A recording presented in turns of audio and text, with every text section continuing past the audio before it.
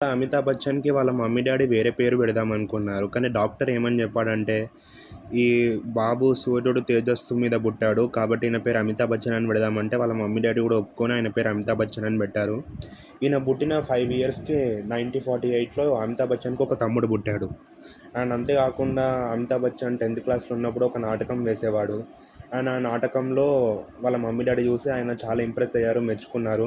And Amitabh Bachchan 10థ్ క్లాస్‌లో be వచ్చి పాస్ అయ్యాడు. అదే బీ ర్యాంక్ వచ్చి పాస్ అయ్యాడు. దాని తర్వాత కాలేజ్ కోసం అమితాబ్ బచ్చన్ వేరే స్టేట్‌కి పోయాడు. దాని తర్వాత అక్కడ కాలేజ్ చదువుకున్నాడు. తర్వాత అలాగే డిగ్రీ కూడా చేశాడు. డిగ్రీ చేసి ఒక ఫ్లైట్ దగ్గర పనిచేస్తున్నాడు టికెట్ కలెక్టర్‌గా. దాని తర్వాత అమితాబ్ బచ్చన్‌కి చిరాకు కొట్టి వాళ్ళ తమ్ముడితోని "రేయ్! నేను సినిమాలలోకి వెళ్దాం అనుకుంటున్నా" అని చెప్పేసి వాళ్ళ డ్యాడీని కెమెరా కొనమని చెప్పాడు.